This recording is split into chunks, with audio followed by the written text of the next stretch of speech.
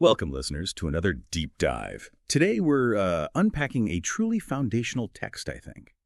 It's one whose title alone promises some pretty profound insights into human interaction and, well, success. We're diving into excerpts from Dale Carnegie's timeless work, How to Win Friends and Influence People.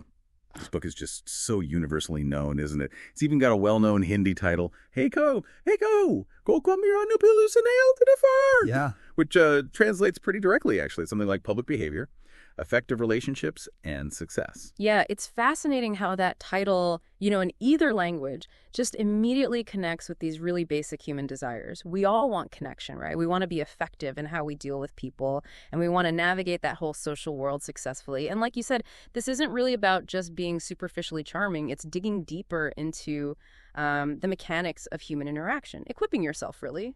That's a great way to put it, equipping yourself. So, let's start there. We've all seen this book around. Why do you think How to Win Friends and Influence People has had such, magnetic appeal for so long, too? What's the core challenge or maybe aspiration it speaks to? Well, I think the allure comes from its very direct promise. It basically says, here are practical strategies you can learn. In a world that often feels really complex, maybe confusing sometimes, the idea, a clear guide for public behavior. That's the corpus narrativ, a guide for building effective relationships. Well, that offers a clear path forward. It strongly suggests that these skills, they aren't just something you're born with or things you can actually cultivate.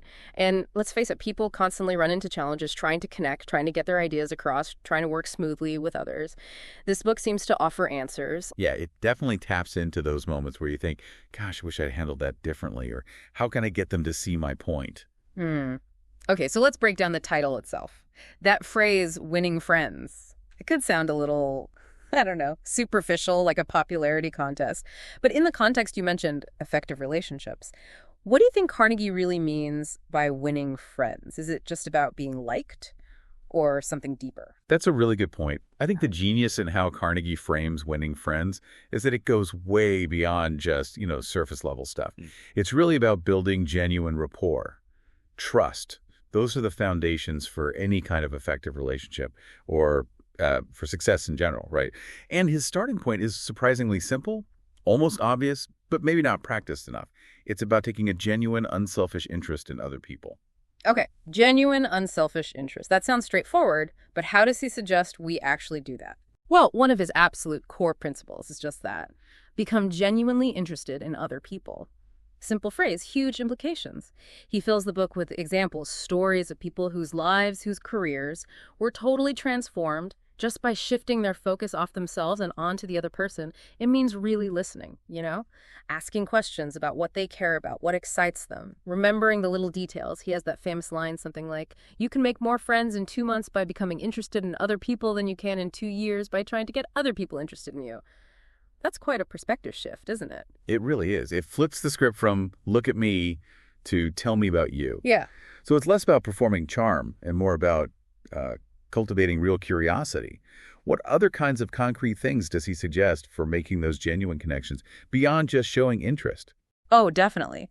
Building right on that foundation of genuine interest, he offers these incredibly simple yet really potent techniques. Take remembering names.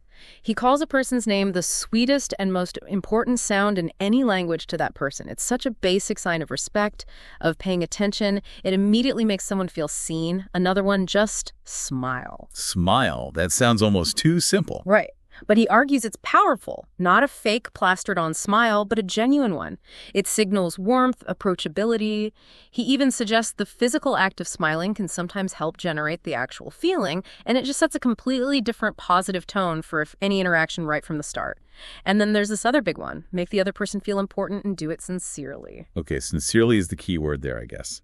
How do you do that without it just sounding like flattery?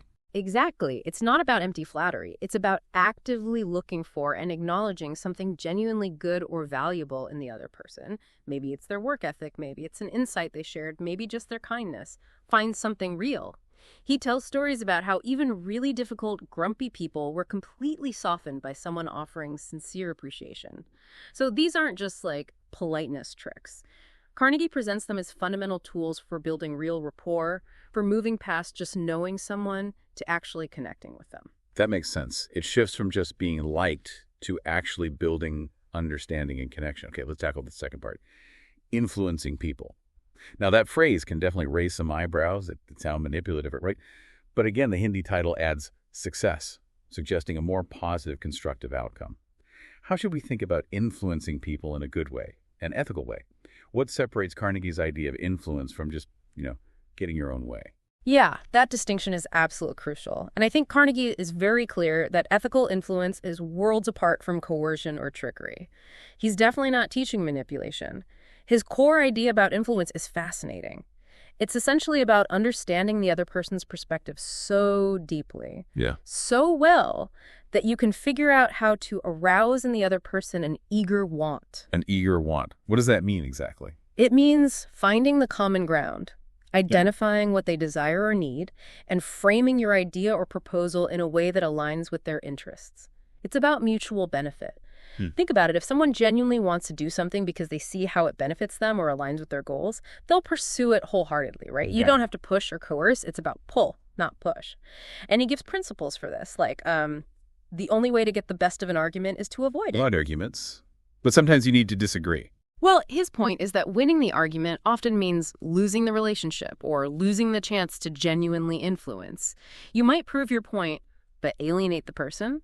So instead, he suggests things like starting in a friendly way, always, listening really carefully to their side, making a genuine effort to see things from their point of view, even if you disagree. Okay, so it's about empathy and collaboration first, rather than confrontation. Are there other principles he gives for influencing that keep it ethical and mutually beneficial? Absolutely. Another really powerful one is let the other person feel that the idea is his or hers. This is incredibly effective. People are just naturally more committed to ideas they feel they had a hand in creating or even thought of themselves. So instead of just telling someone what to do, you guide them. You ask questions, maybe plant seeds, let them talk it through and reach the conclusion. Then you affirm their idea. It builds buy-in without any pressure. That sounds subtle, but potentially very powerful. It is. And related to that, and also back to making people feel important, is his advice to praise the slightest improvement and praise every improvement. This taps right into that fundamental need for appreciation we talked about earlier. When you notice and acknowledge progress, even small steps, you're not just motivating them to keep going, you're also strengthening the positive relationship. That makes future influence, based on trust and respect, much easier and, crucially, ethical. It's really about leading with integrity, creating an environment where people want to cooperate because they feel genuinely seen, understood, and valued. And that really hits on why this book has stuck around, doesn't it? It's not about tricks. It's about fundamentally understanding human nature and fostering genuine cooperation. Okay, so the title itself promises practical application. It feels like a how-to guide for everyday life. For someone listening now thinking about improving their interactions, maybe at work, maybe with family, even just casual chats, what kinds of sort of core shifts might Carnegie's ideas encourage? Yeah, that practicality is key. This isn't high-level theory. It's actionable stuff you can practice literally today. And even really small shifts in how you approach a conversation or frame an idea can have a surprisingly big impact. Like, just think about changing your language from "I need you to do this" to something more like "How do you think we could best tackle this?"